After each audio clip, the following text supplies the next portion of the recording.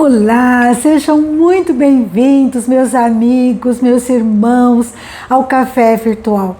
Eu tenho muita gratidão a Deus pela tua presença aqui comigo, para nós meditarmos juntos na Palavra de Deus.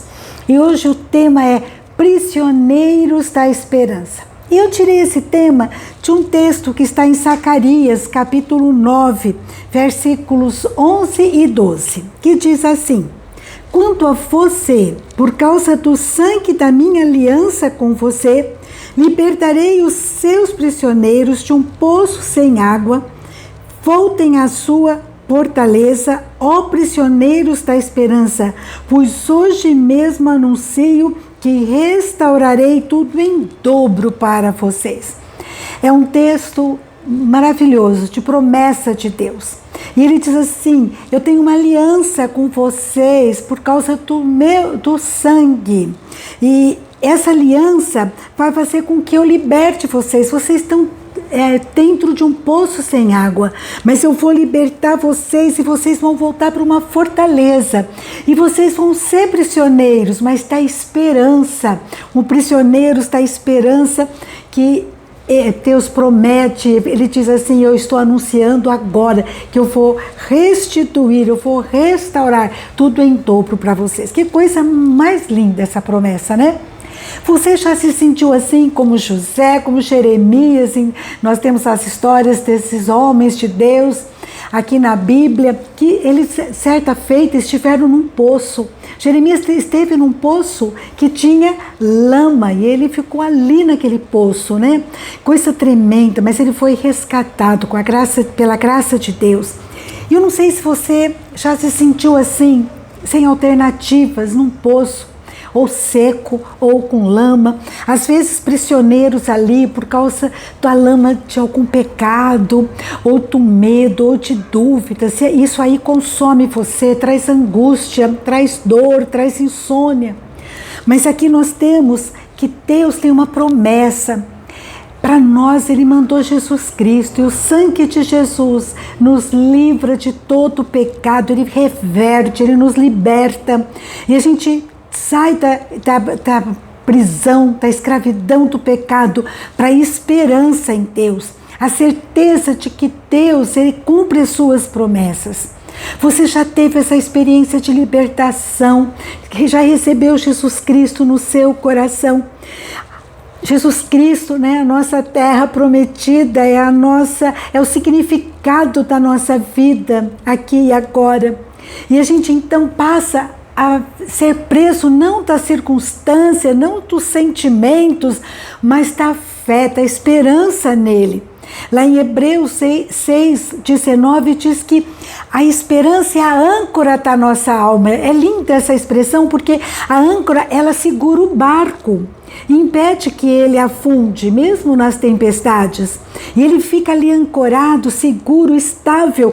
E a nossa esperança em Deus faz com que a gente fique assim, estável, tranquilos, né? Com o coração aquietado, tranquilo, porque a gente sabe que podemos confiar. Daí você fala: mas Regina, são palavras, até que ponto eu posso confiar? Hebreus 3:4 nos adverte muito contra a incredulidade. E o que mais ofende a Deus é a incredulidade. Eu que gostaria de dar uma passeada em alguns versículos de Hebreus para nós entendermos um pouco sobre isso. Lá em Hebreus 4:7, em outros versículos de Hebreus fala: se hoje ouvirdes a voz de Deus, não endureçais o vosso coração. Deus, Ele fala ao nosso coração. Você está aqui agora não é por acaso. Deus está falando ao seu coração e ao meu. Reflita, busque a Deus, obedeça, mude de vida. O diabo, ele quer nos levar a duvidar. Ele quer nos levar para a incredulidade. Nós temos que tomar cuidado. Lá em Hebreus 3, Deus fala assim: o povo de Israel viu tudo o que eu fiz durante 40 anos e não reconheceu as minhas bênçãos. E Deus então ficou indignado com aquele povo e impediu que eles entrassem na terra prometida. Então a gente tem que pensar em nós, quantas coisas, quantos manás que Deus despejou do céu para nós. Quantas bênçãos, quantos mares que Deus abriu, né? Portas abertas que Deus abriu para nós. E muitas vezes em situações difíceis, né? A gente se sente num poço, a gente fica desanimado, murmura. Mas nós temos que tomar cuidado. Em Hebreus 3,12 fala assim: tente cuidado, irmãos, para que jamais aconteça haver em qualquer vós perverso coração de incredulidade que vos afaste do Deus vivo. Hebreus nos alerta, cuidado para não ficar murmurando, reclamando. Isso aí começa a invadir, contaminar, envenenar nosso interior, e a gente passa a se afastar de Deus, né? Um Deus que tem feito tantas maravilhas no nosso meio, como fez com o povo de Israel, Ele tem feito nas nossas vidas. Estamos vivos, sobreviventes de uma pandemia, como nós temos que encher o nosso coração de fé, de esperança, prisioneiros da esperança num Deus que cumpre as suas promessas. Em Hebreus capítulo 4, versículo 11, nós temos aqui que fala assim: portanto, esforcemo-nos por entrar nesse descanso, o descanso da esperança em Deus, né? Para que ninguém venha a cair seguindo aquele exemplo de desobediência. É uma responsabilidade pessoal. Fala assim: olha, cuidado, se esforce, né? Tente cuidado, se esforce, Hebreus fala, porque para a gente não desobedecer como o povo de Israel. Daí você fala: Regina, mas salvação não é pelas obras. Sim, a salvação não é pelas obras, mas nós temos que, depois de salvos, nós temos que ter o foco em agradar a Deus, temos que ter atitude, temos que nos submeter a Ele para sermos transformados, para perseverar na fé. E como que eu persevero na fé? Traga à memória aquilo que dá esperança, aquilo que Deus já fez. Tenha uma vida de oração com gratidão, como a gente precisa fazer isso. E essa palavra é para mim e para você. Apesar das circunstâncias, às vezes a gente se sentir num poço seco, Deus, Ele quer que a gente traga à memória aquilo que Ele já fez. Ele é o mesmo. E não só traga à memória, mas que a gente, encoraje o outro.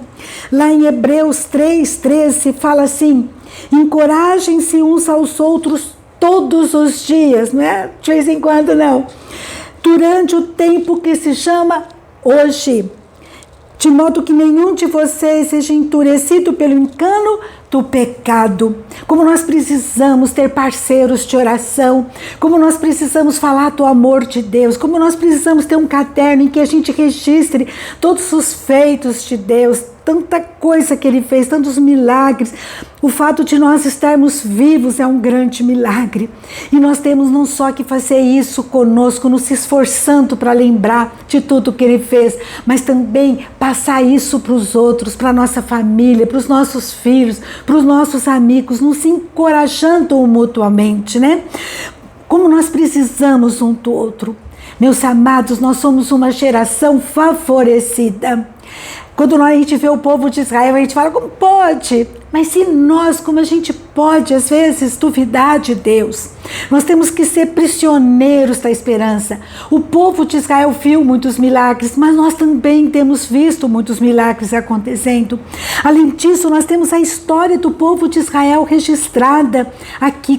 E nós temos os milagres da nossa vida que acontecem no dia a dia e na vida também dos nossos irmãos que nós presenciamos, respostas de oração, como nós temos aqui na palavra também, quanta coisa.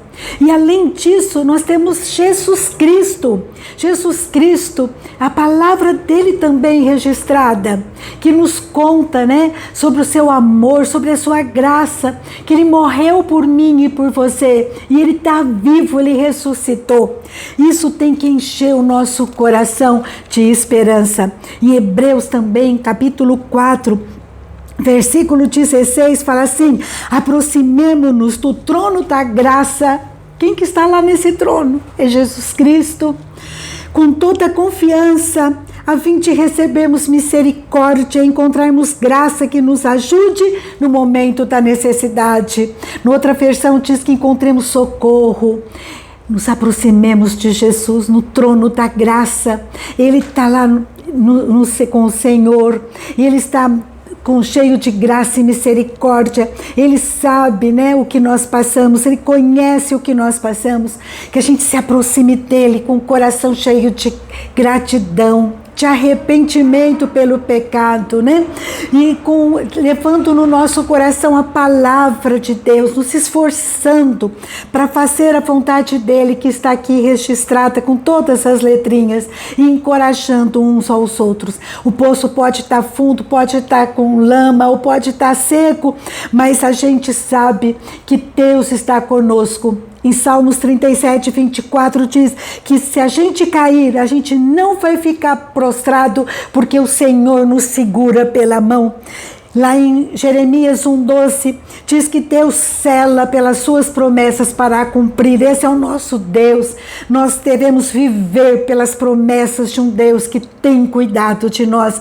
Que isso possa encher o nosso coração de esperança e nos aprisionar na esperança que está em Deus. Que as dúvidas não tenham poder sobre a minha vida, sobre a sua vida, porque eu estou preso. Você deve estar preso, cativo, envolvido, não na lama do pecado, da dúvida, da miséria do ser humano, mas na certeza de que Deus nos puxa pela mão. Deus tem, pela graça dele, nós somos perdoados, tratados, regenerados e somos impulsionados para termos uma vida nova, uma vida na presença dele. Amém? Você pode não entender o momento que você está vivendo, mas um dia vai fazer sentido. E eu quero finalizar com aquela história daquela criança que ficava aos pés da sua mãe enquanto ela bordava. Ele ficava brincando à noite e ela bordava. E ele olhava para cima e via uma confusão de linhas coloridas, né? Ele falava: o que minha mãe está fazendo? Tanto esforço para fazer uma bagunça, né? Eu acho que ela era uma bordadeira como eu, né? E ele falava assim: eu não estou entendendo nada. Mas um dia a mãe estirou aquela tela que ela estava bordando, e ele olhou e viu uma linda paisagem, e ele viu que tinha um sentido em tudo aquilo. E depois, na sua vida adulta, ele passou por momentos em que ele sentiu também num poço seco, árido, e ele então se voltou para Deus e orou com toda esperança no coração e falou: Senhor, eu não estou entendendo nada, mas deve ser o avesso do bordado da minha mãe. Um dia vai fazer sentido. Eu creio que o Senhor está bordando uma linda história para a minha vida, e eu vou esperar no Senhor.